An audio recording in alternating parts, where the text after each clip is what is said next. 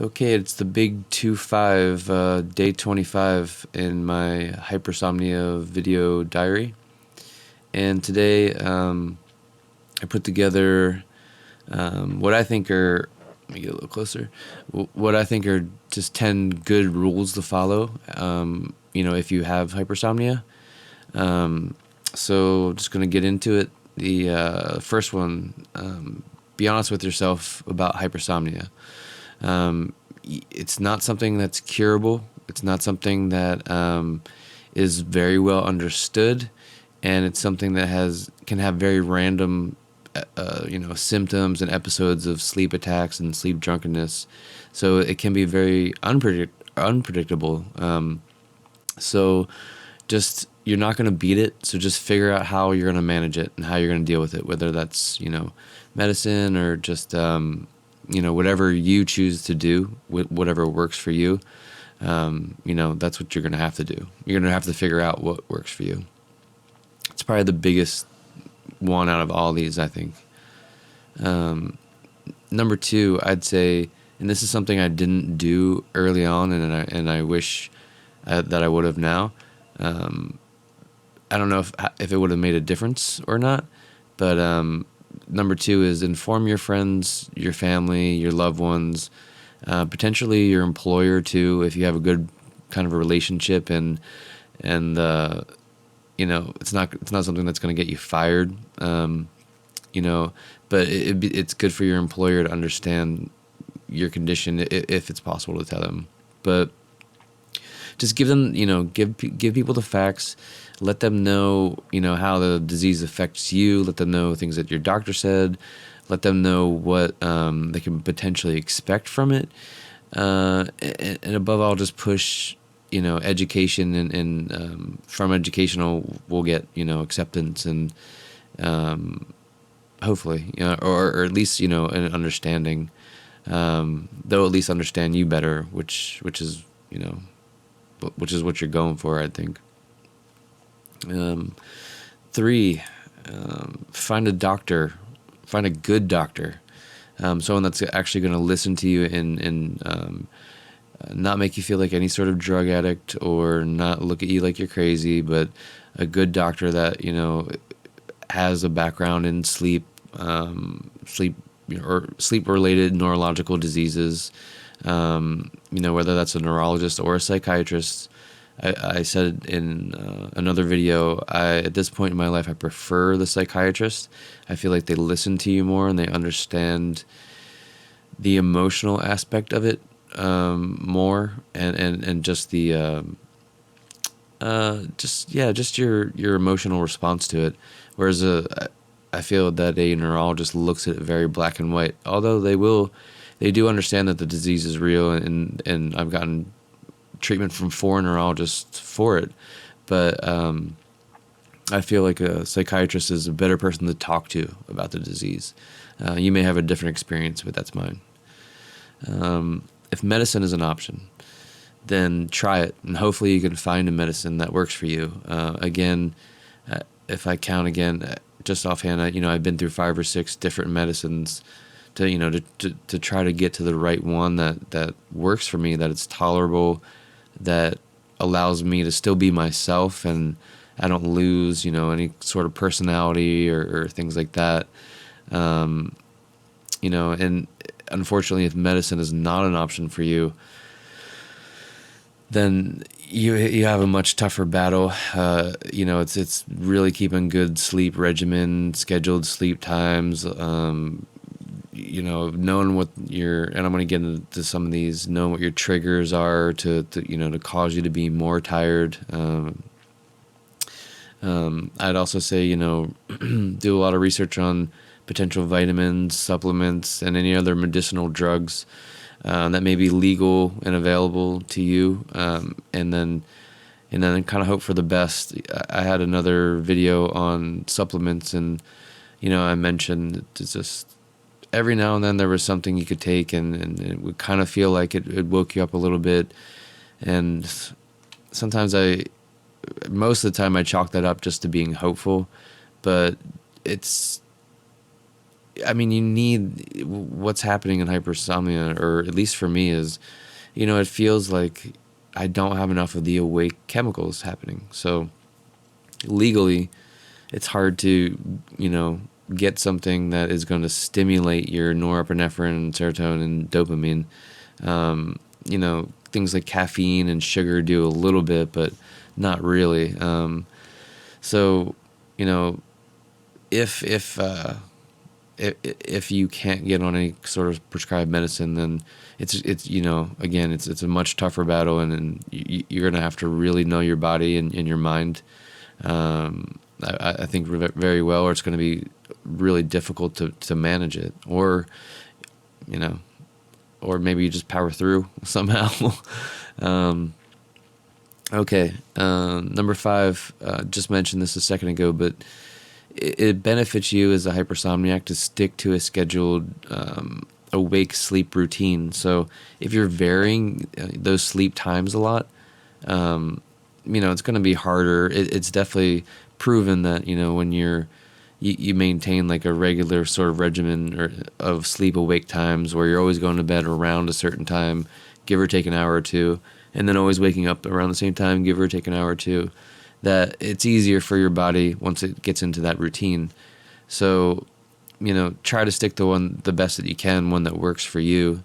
And especially if you're taking medicine, because you don't want to, have some sort of time release Adderall kick in when at the moment you're trying to go to bed. You want to be able to still go to sleep and function normally. So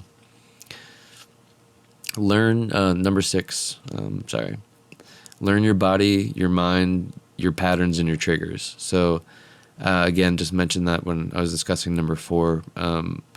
For me, it's definitely things like stress. Trigger like hypersomnia episodes where, and a lot of times with stress, I don't get stressed at all. I don't have like adrenaline pumping or anything. I just, at those moments, I feel like I'm so exhausted and I really need to sleep, and it's almost like an absolute emergency. Also I mentioned, going to something that is maybe very long, like some sort of event that is not mentally stimulating or visually stimulating, then you may get extremely tired during that. It's bound to happen. Most people will start yawning, and some people will doze off and things, but hypersomniac will straight fall asleep. So you need to learn, your mind and your body, and try to, attempt to find some sort of pattern to your sleep attacks if possible. Although, for me, I guess they're predictable in the sense that I know that they're always coming. So, and I know that, when I have when I'm off medicine, it's like, I don't know, I shouldn't count myself to be any good for any more than 2 hours. I should already, I should, predict that sleep episode's going to come. So, it's knowing things like that, whether it's stress or boredom or exercising too much, or, just being in a conversation that makes you tired. Just understand what those things are, and understand that you may need to completely remove yourself from doing them, or cut them short, or avoid them altogether. If you don't want to have, or if you're concerned about, your hypersomnia coming on and it being in public, or, whatever. So next up is, and this goes into the pattern a little bit, but once you possibly understand the pattern, or like in my case, it's just, you just have the predictability is just expecting already it's going to happen. Maybe you have 2 hours. So you have to plan your life, for number 7, around expected episodes of being sleep drunk, your wakeful hours, and if you're taking medicine. So, like I mentioned, in the scheduling conflict and, scheduling no-nos in yesterday's video, I don't schedule things for early in the morning, because I know I'm not going to be good. So I know I'm going to be sleep drunk at those times. So I know that I have to schedule things for later out in the day. So I know I'm going to be up most likely and coherent and able to understand and function.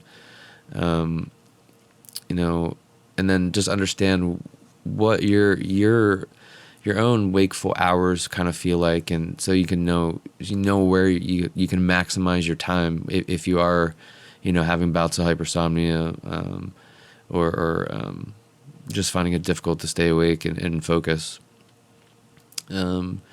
Number 8, and very important on this one, find people, if possible, that understand your condition and keep them close, because you will need their help for sure. And what I mean by that is,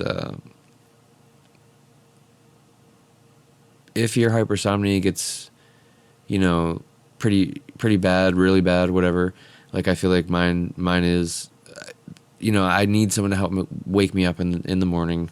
I need someone to help me remember certain things, or a lot of things. I need someone to just catch me if I fall asleep, so to speak. It's really important. Luckily, I have my girlfriend, and but all of my previous relationships, I'll just say, people say that they understand. Oh, that's cute or something, like, you have a sleep disease, and it's not cute, first of all, and secondly, those people never understand, and they'll just be judgmental, think you're lazy, or think you're crazy, or just depressed, and then, or they'll question why you have to take, a stimulant to wake up, and how it affects you, and things like that, and it just sucks. So finding people that really understand is critical. Number 9, very important too. Continue doing your own research and on involving medicines and treatments as time goes on, because, things change, and new things are developed, and new things are found, and, my hope is that this will be, obviously, in a perfect world, sure, cure it. That would be my hope. But if you can't cure it, then my hope would be that people everywhere, like all over the world, can get the right medicine for them, and like that this isn't looked at as something to be taken lightly. It's a semi-crippling disease in a way, because you can't fight it, and you can do your best to fight it, but it'll always be there. So just continue doing research, talk to your doctor. If your doctor's not up on current stuff, then just Google stuff or do an internet search. There's so much information about new drugs coming out, and they're always being tested. So number 10, lastly, always remember, no matter how much it may suck to have hypersomnia, it could have been something much more crippling, some other far worse neurological disease or condition. And I'm not saying that to be like, I don't know, oh, it could always be worse, but that is the truth, so many people are hit with a wide variety of neurological diseases, and things like multiple sclerosis, Parkinson's, Alzheimer's, just crazy congenital defects, autism, things like that, which we know is actually from mercury now. But, it could be much worse. And just it's very important to stay positive, and don't think that it's, even though I said, like before, hypersomnia defeats me and things like that, but the truth is I'm still alive, and I'm still here, and I'll fight to the day I die, I guess, against it, and try to take back my wakeful hours as much as possible. But it's just important to remember and be thankful to be alive, because that's, the alternative is death. So that was very morbid, but just, it's important to remain positive, and just do the best you can. it's hypersomnia. It's not cancer.